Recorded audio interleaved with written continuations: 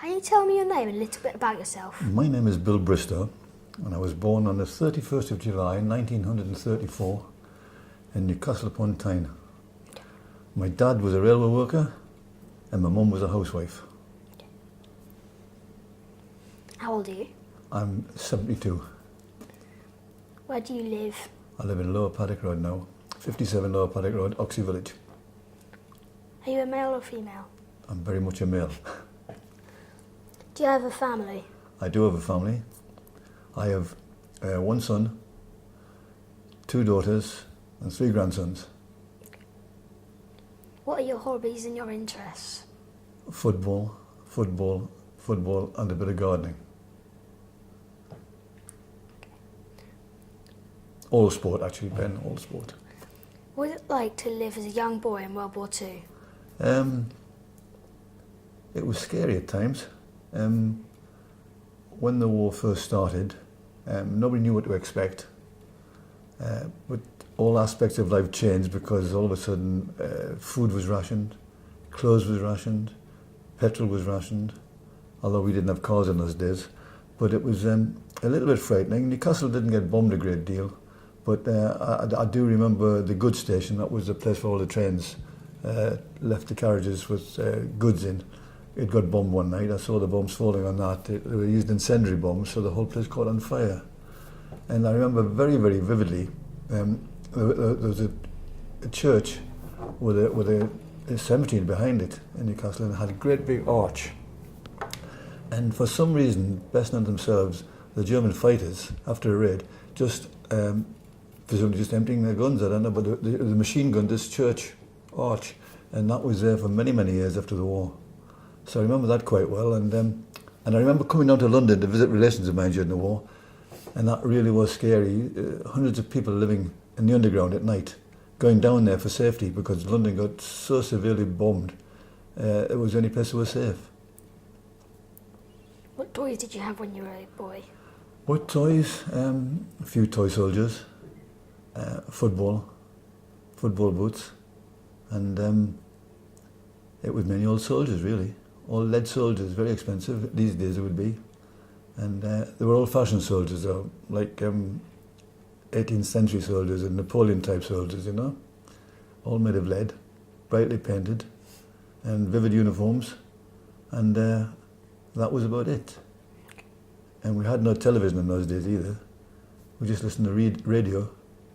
Television was a thing to come many, many years later. Were you evacuated? No, I wasn't evacuated. I don't, possibly because Newcastle was not considered a high-risk area for bombing. But many, many kids from London and other towns throughout the country, they were all evacuated, but I was not evacuated, no. And I don't think I would have liked to have been either. What shelter did you have?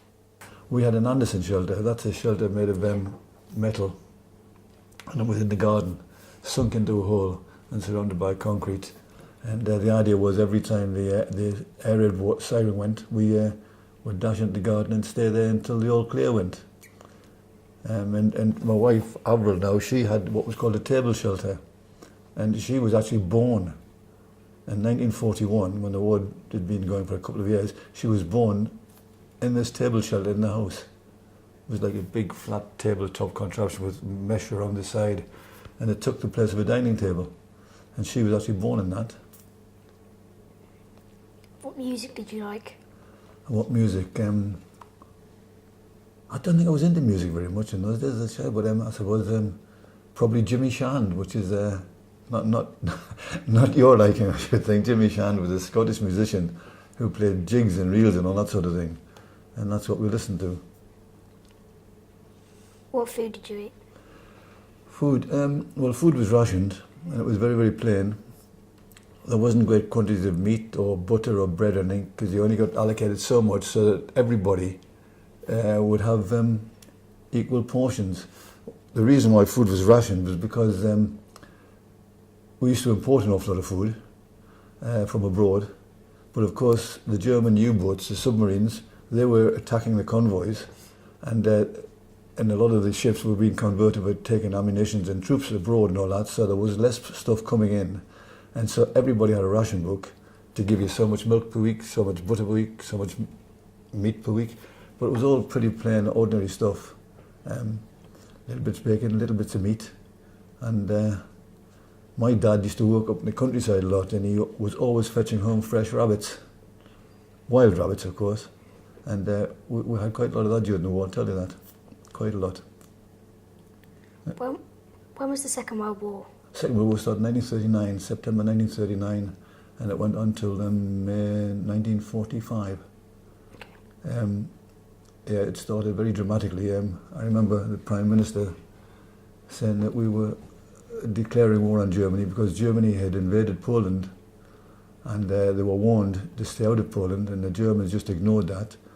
Well, the Germans were led by a man called Adolf Hitler, and he was a bit of a crank, really, but it was his ambition to rule the whole of Europe, and he invaded Poland on some flimsy excuse, and he was warned more than once, back off, don't do it. And eventually Britain and France were left with no alternative other to say, look, you stop or the world will fight you. And Neville Chamberlain, in September 1939, went on the radio, because there's no television, as I said, and he just announced, it is with regret, that we are now at war with Nazi Germany. And that was very, very scary, very sad.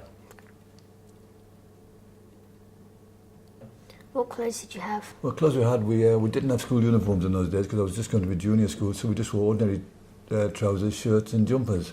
But what you'd find different from those days was that we didn't have long trousers. They just weren't encouraged. It was knee-length trousers and knee-high socks and boots. And because it was quite cold in Newcastle, I always had a good anorak type thing. But they called them jerkins in those days. Were you ever frightened? Yes, when Newcastle was bombed, I was a bit scared because we saw the fires on the other side of the town, and because my dad worked for the railway, he wasn't called up into the Army or Navy or the Air Force because it was called a reserved occupation, because the railways had to run during the war. They were very vital to the supplying of ammunition and getting troops all around the country so they could fight the war. So my dad didn't go into the Army, all right, but he worked for the railway, but he was an area warden, and when the sirens went, he'd have to go to where the places were being bombed were, and I was always scared that he wouldn't come back. That remains very, very clear in my mind. I always thought, will I see him again, you know? A bit scary, that. A bit scary. What are the biggest differences since now and then? Technology has advanced so very, very much. For instance, we couldn't have been doing this interview in a private house because very, very few people would have a camera like that, like your dad's got. It would just be in a studio. That's one thing. Electronic devices were unheard of. We only had radios, not television. There was no mobile phones. There was no electronic gadgets at all. I mean, the games you play on your PSs and all that, then there was none of that sort of thing. It was old-fashioned snakes and ladders and Ludo. And football was still going then, of course. That was very strong. But yeah, technology is the main thing. For instance, I doubt if there was more than 2 cars on the estate I lived in Newcastle. 2 motor cars. So we could play football in the streets for as long as you like without being interrupted by cars coming down the road. So yeah, the advance in technology. Yeah, that is definitely the biggest difference. Okay. What is the main thing you remember from the war? The main thing? I remember many things, but the biggest thing, because I was very young at the time, I was younger than you were at the time, the guy next door was called Gaffney, Tommy Gaffney. And he was just an ordinary Newcastle guy. Had never been anywhere, never been abroad for a holiday. He possibly never went further afield than 3 miles to the coast, a place called Whitley Bay. Just that would be once a year perhaps for a day out. And all of a sudden he got called up and he finished up in Dunkirk. And Dunkirk was a massive defeat for the Brits, really. Dunkirk's in France, and the Germans by then had got to within 21 miles of being in Great Britain and invading Britain. And he was evacuated with thousands and thousands of other troops, soldiers, and a massive sort of evacuation operation. And he came back, and I remember seeing him, and he'd been shot at and everything. Then all of a sudden they took this poor little guy again, gave him a week's leave, and they sent him off to Egypt, and we didn't see him again for 4.5 years. That stuck with me for a long time. I just thought, this poor little guy, and lots of guys like him, don't know where they are. They don't know why they're fighting this war. Because they weren't the cleverest people in the world, the working class in this country at the time, and he didn't question it, he just went. And yeah, that sticks with me even now. The ordinary little guys who were picked up from their ordinary little jobs in factories or coal mines or shipyards, and they found themselves fighting in a foreign country, strange customs, strange lands. I mean, after they fought the Germans, I mean, some of the same guys found themselves in Burma, fighting in jungles against the Japanese. And these guys had never seen a jungle or heard of a jungle, half of them. Everything was such a great... That was the biggest impression on me. Although it didn't affect me directly, I thought about that long and hard. How these guys had coped with different conditions, total new way of life. And yeah, that's it. It was a change these people had to make, and they just do. Okay, thank you. We had sweets, very, very few sweets, because they were rationed as well. They were rationed for many, many years. I think rationing went on till about 1954, I think. That was 9 years after the war finished. It was just trying to readjust to everybody. But we did have sweets, but very, very few. And chocolate was a treat. And you know, I think I recognised an apple, and I knew what an orange looked like, but I had no idea what a banana or a pineapple or grapes looked like, or grapefruit. I had no idea of any of that until after the war, when they started to be imported again. So what you take for granted now, I just hadn't got a clue about it. I just knew about apples, and that was it. You're laughing at me, probably you should be, because it seems funny, isn't it? But I promise you, I didn't know what a banana looked like.